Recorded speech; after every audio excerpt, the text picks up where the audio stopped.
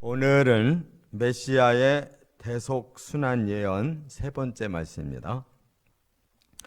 우리가 지난번 두 번에 걸쳐서 1절부터 9절까지 메시아의 대속 순환 예언을 상고했는데 그동안 6가지가 있었어요.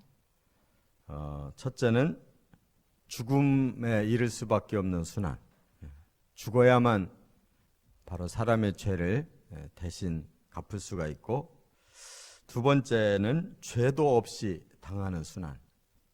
죄 없는 사람이 죄인들의 죄값을 대신할 수가 있었기 때문에, 그래서 세 번째는 죄인을 대신해서 당하는 순환.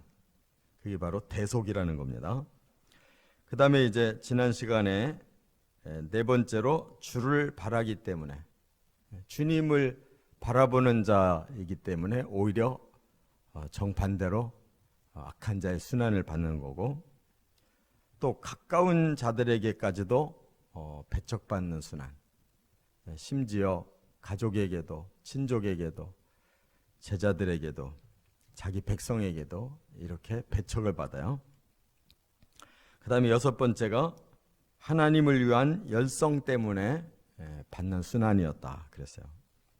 예수님께서 공생애를 시작할 때에도 끝맺을 때에도 성전에 들어가셔서 내 집은 만민의 기도하는 집인데 장사와 강도의 구례를 만들었다, 이렇게 하시면서 채찍질을 하실 때 오히려 그 성전을 사수해야 되는 지도자들은 예수님을 배척해서 죽였죠.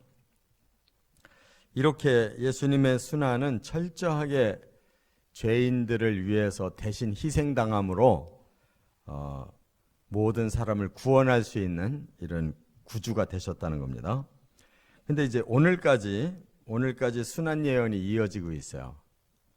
오늘까지. 그래서 오늘 본문에도 세 가지가 더 예수님에게 주어진 메시아 순환이다 하는 걸 말씀하고 있는데, 첫째는 10절부터 12절에 보면 의롭기 때문에 당하는 순환이다 하는 겁니다. 그러니까 예수님은 의로우시기 때문에 불의한 자들을 대신해서 벌을 받으시는 거예요. 여기 10절에 보니까 내가 곡하고 금식하였더니 그것이 도리어 나의 욕이 되었으며, 또 11절에 내가 굵은 배로 내 옷을 삼았더니 내가 그들의 말거리가 되었나이다. 여기서 곡하고 금식하고 굵은 배옷을 입는다, 이게 무슨 뜻이겠어요? 그만큼 하나님 앞에 더 의롭게 살려고 곡하고, 그러니까 이것은 회개의 눈물을 말하는 거예요. 금식하고 더 하나님 앞에 매달리는 걸 말해요.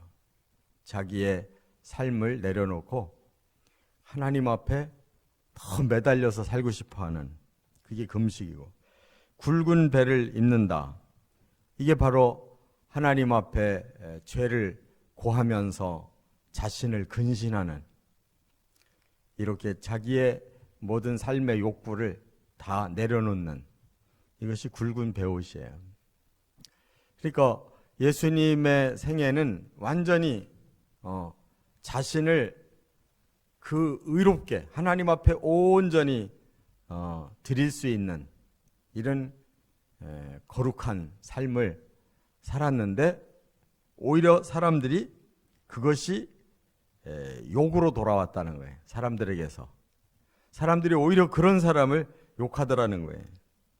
또 그런 사람을 그들의 말거리로 삼더라는 거예요. 이게 세상은 그래요. 의롭게 살으려고 할수록 따돌림을 당해요.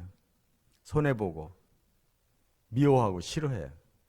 왜냐하면 자기들이 죄를 가지고 있는데 너무 의롭게 사는 사람이 옆에 있으면 비교가 돼요.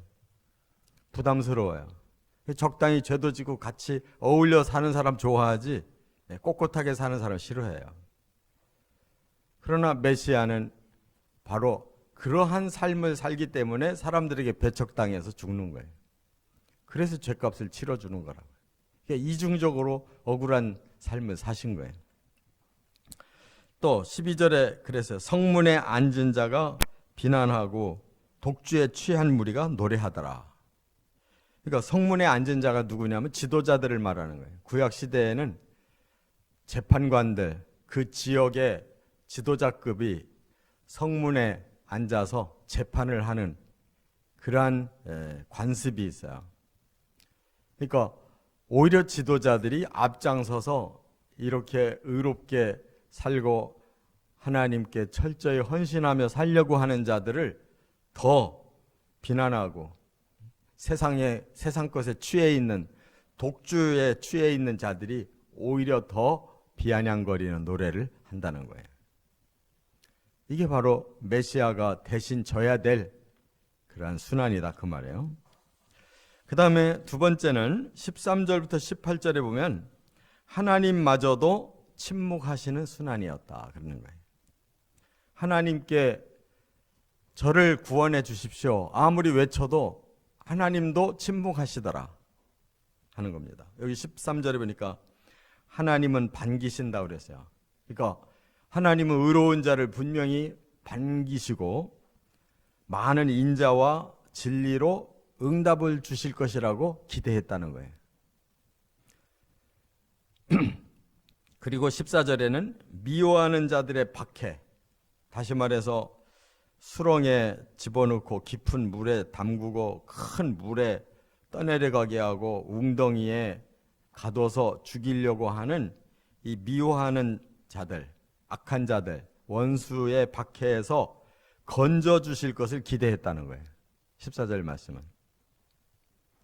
그리고 16절로 넘어가니까 주의 인자와 많은 긍휼을 기대했다는 거예요.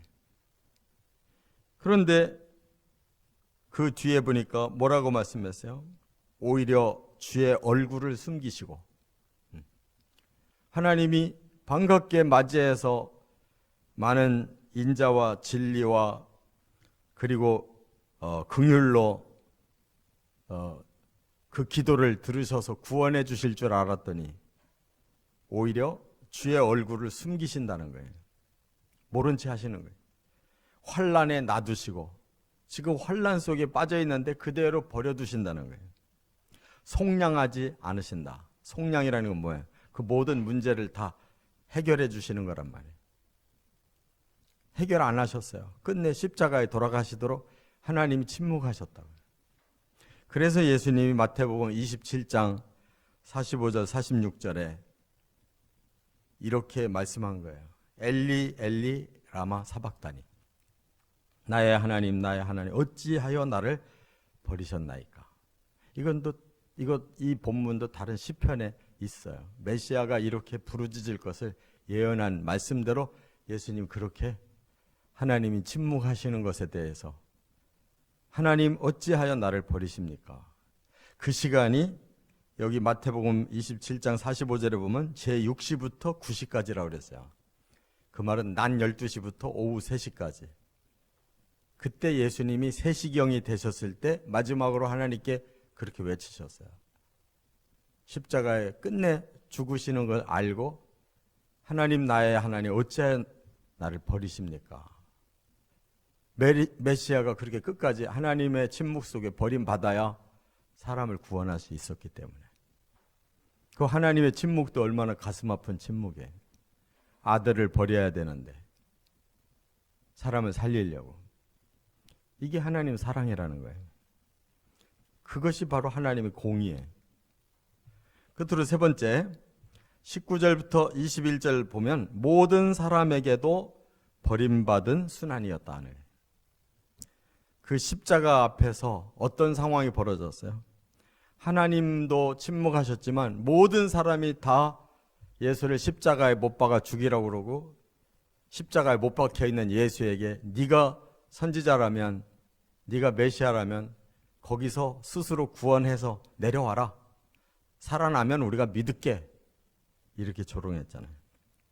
그 말씀이에요. 지금 19절에 보니까 주께서 나의 비방과 수치와 능욕을 아시나이다. 나의 대적자들이 다 주님 앞에 있나이다. 예수님은 십자가에 못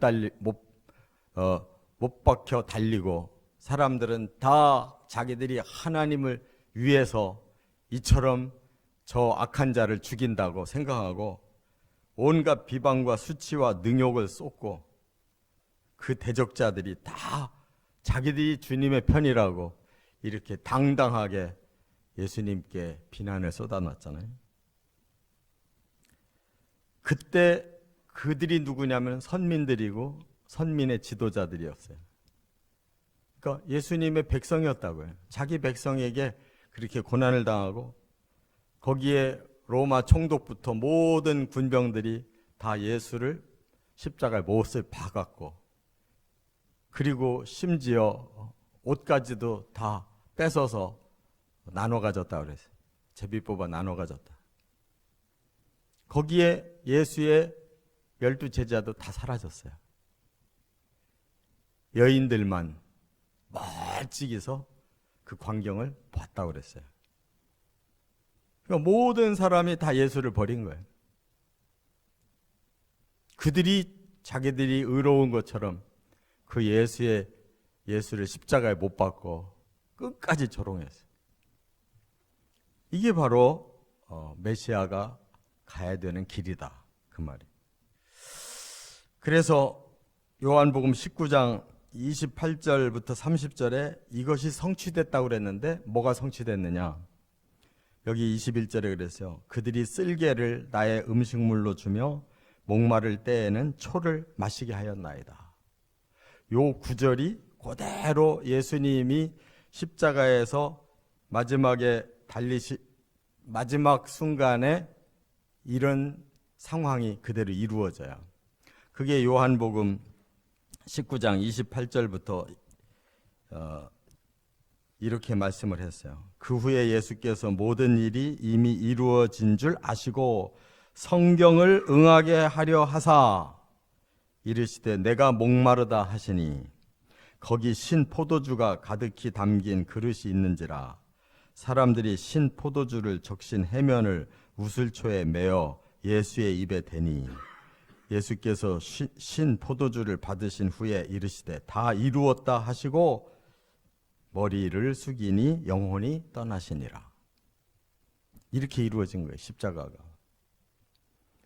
성경을 이루게 하시려고 바로 요 시편 69편 21절에 그들이 쓸개를 나의 음식물로 주며 목마를 때 초를 마시게 하였나이다 한 요 메시아의 그 순환의 예언 구절을 이루시려고 성취시키려고 예수님이 마지막 내가 목마르다 하심으로 이것까지 마시고 내가 다 이루었다 하고 돌아가셨다는 거예요. 이렇게 정확한 성경을 이 지금 시편은 다윗이 BC 1000년에 썼고 예수님이 그걸 이루신 것은 1000년 후 AD 30여 년경에 이걸 이루셨는데 이렇게 정확하게 1000년의 차이가 나는 이 글이 이루어질 수가 있냐고. 사람이 이렇게 쓰고 사람이 이렇게 이룰 수가 있냐고.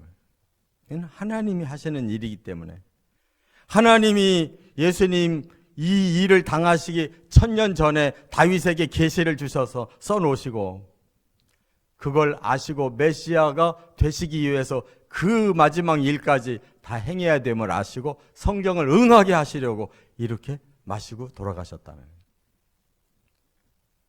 하나님이 계획하시고 하나님 자신이 사람이 되셔서 이 일을 성취하셨기 때문에 우리가 구원을 받은 거예요. 할렐루야!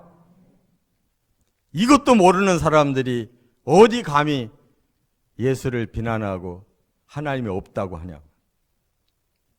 그 무지몽매한 자들을 위해서 하나님이 이런 희생의 사랑을 계획하시고 이루어 주셨어도 무지몽매한 자들이 이것을 멸시하고 지금도 여전히 예수의 십자가 앞에 비난하고 별소리를 다 하는 자들이 지금도 있잖아요.